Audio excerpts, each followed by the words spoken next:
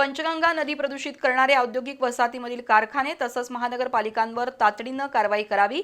त्याशिवाय भावी पिढी बर्बाद करणाऱ्या चरस, गांजा आणि अंमली पदार्थांची विक्री रोखण्यासाठी उपाययोजना कराव्यात, अशा मागण्या स्वाभिमानी शेतकरी संघटनेच्या वतीनं करण्यात आल्या आहेत। याबाबतचे निवेदन पालकमंत्री प्रकाश आंबेडकर यांना देण्यात आलं। स्वाभिमानी शेतकरी संघटनेच्या वतीनं पालकमंत्री प्रकाश आंबेडकर यांना निवेदन देण्यात आलं।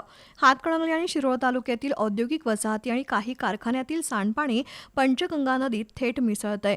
इचलकरंजी आणि कोल्हापूर महापालिकेचे सांडपाणी प्रक्रिया प्रकल्प पूर्ण क्षमतेनं चालवले जात नाहीत, त्यामुळे मैला मिश्रित सांडपाणी थेट पंचगंगा नदीत मिसळतंय। काही ठिकाणी जुन्या कपड्यांना रंग दिला जातो, या रंगांचं केमिकल मिश्रित सांडपाणी नदीत मिसळतंय, त्यामुळे पंचगंगा नदीचं पाणी प्रदूषित झालंय।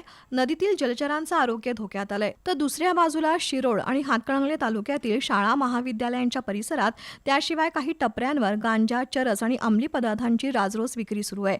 तरुण पिढी व्यसनाच्या आहारी जाऊन बर्बाद होऊ लागली आहे, पण पोलीस प्रशासन या अवैध धंद्यांविरोधात कारवाई करत नाही। पालकमंत्र्यांनी यामध्ये लक्ष घालून पंचगंगा नदी प्रदूषण रोखण्यासाठी आणि अंमली पदार्थ विरोधी कडक धोरण अवलंबावं, अशी मागणी स्वाभिमानी शेतकरी संघटनेनं केली आहे।